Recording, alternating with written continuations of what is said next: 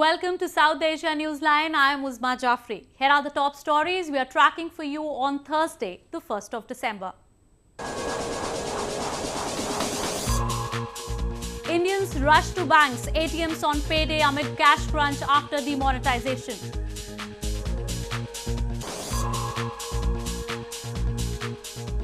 Over 500,000 Afghans internally displaced due to insurgency, says UN report.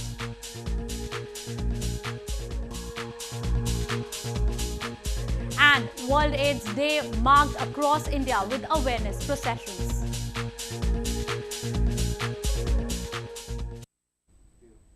And now for all the details. Long queues outside ATMs and banks returned in India on Thursday as people made rush on the first payday after governments moved to scrap large currency notes. The cash crunch situation has left the common people in a lurch.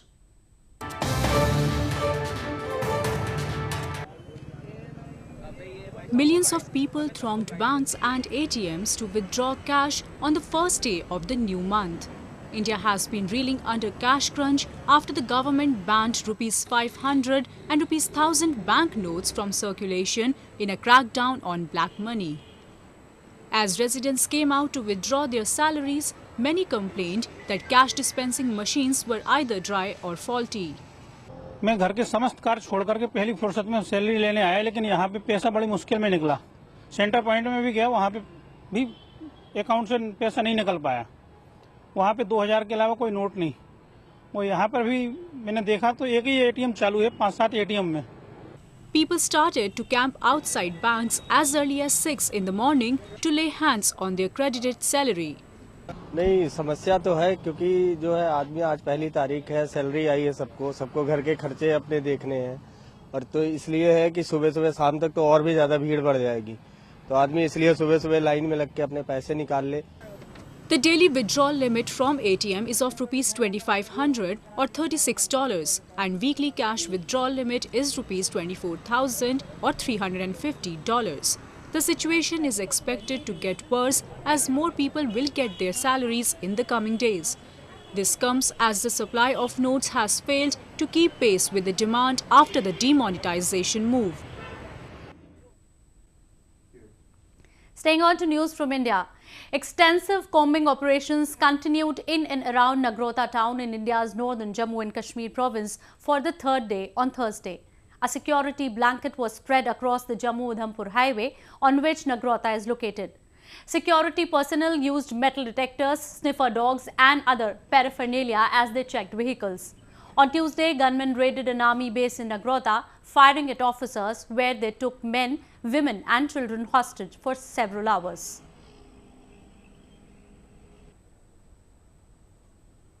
Precautionary measures along with the CRPF, we have been using all the gadgetry possible to check the vehicles using those rear cameras and whatever metal detectors we have, sniffer dogs, and we are sanitizing the highway.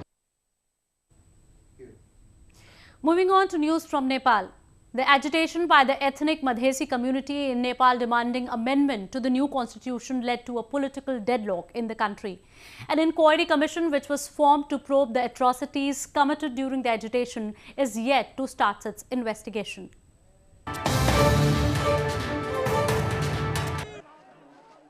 Over 50 people were killed in the Madhesi agitation, mainly in clashes between the police and security personnel. Madhesis resorted to aggressive protests since the adoption of the new constitution in September last year, demanding redemarcation of provincial boundaries.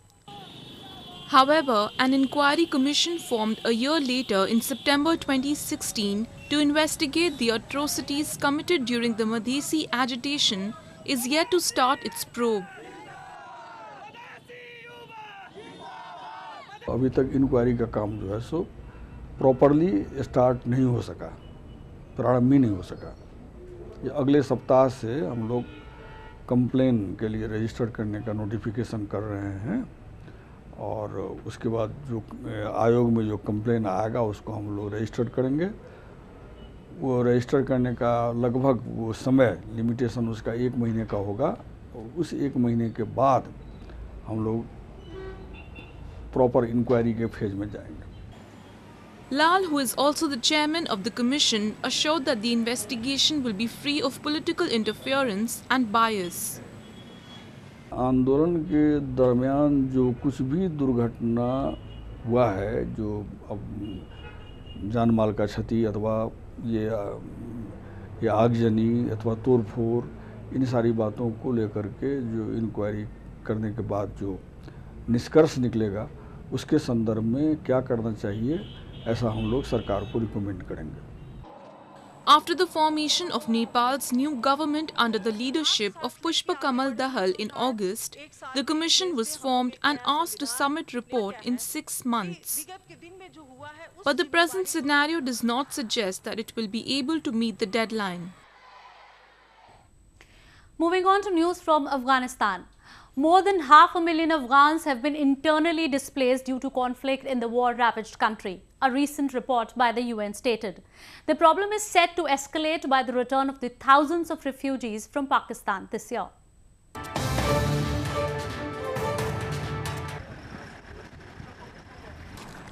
A report by the United Nations Office for the Coordination of Humanitarian Affairs said that more than 500,000 Afghans have been internally displaced by conflict so far this year, the highest number on record.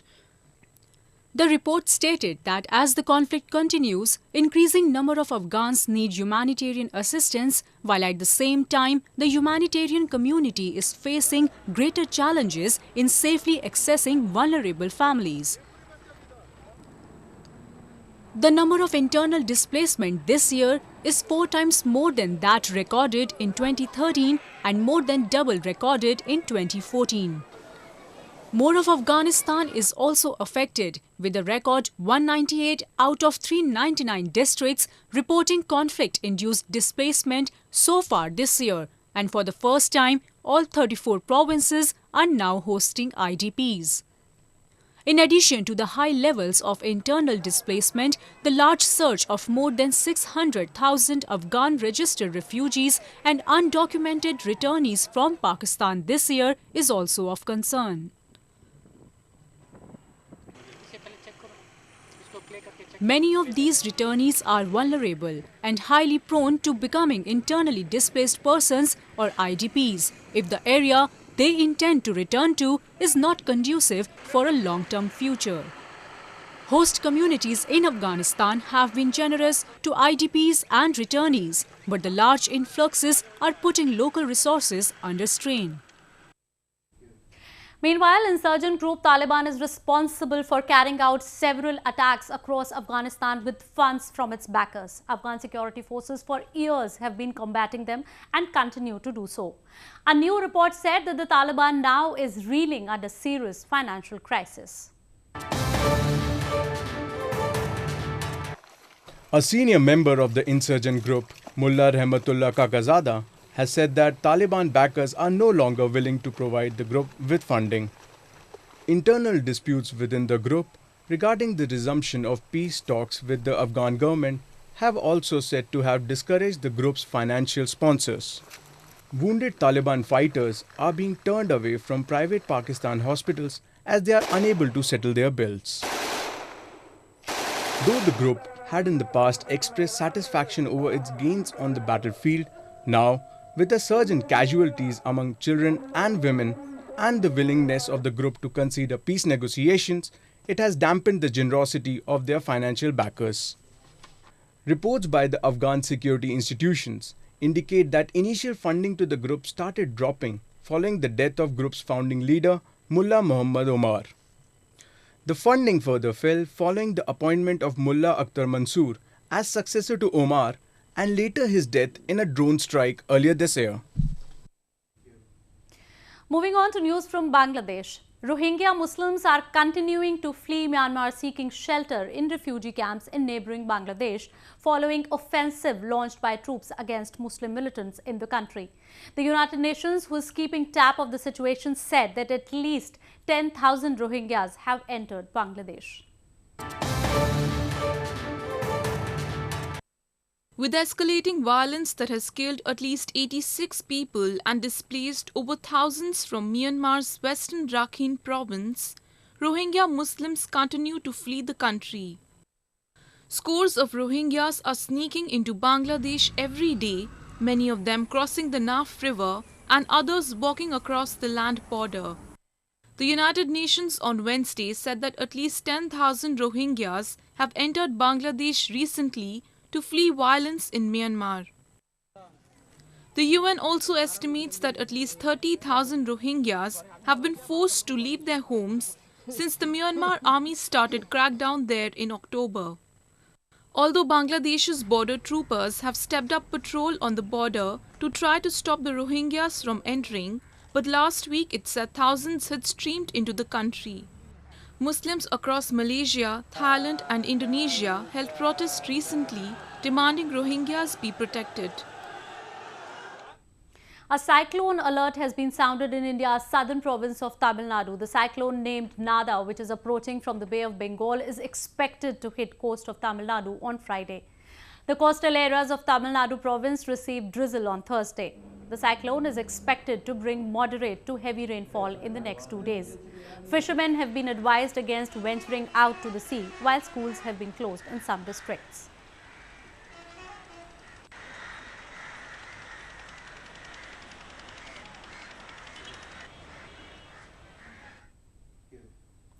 India on Thursday marked World AIDS Day as hundreds gathered on streets across the country to show solidarity with those affected with the disease. People from all walks of life participated in the demonstrations.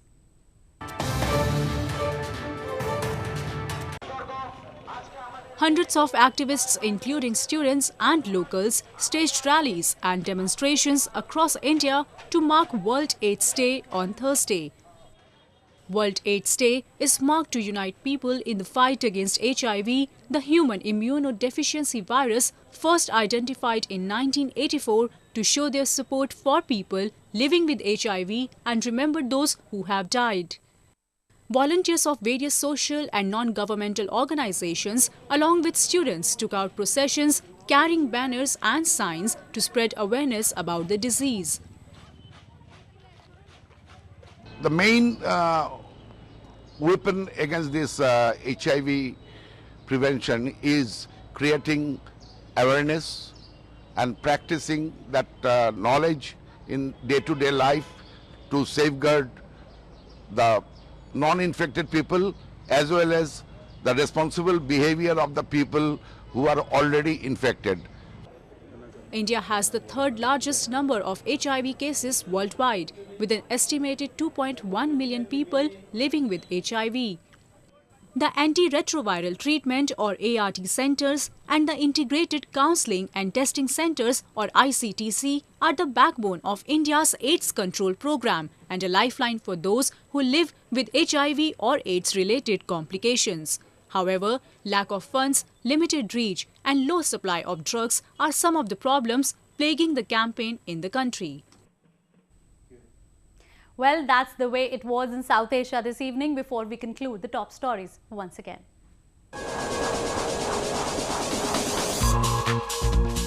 Indians rush to banks, ATMs on payday amid cash crunch after demonetization.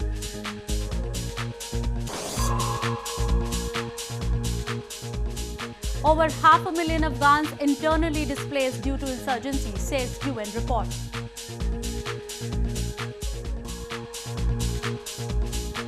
And World AIDS Day marked across India with awareness processions.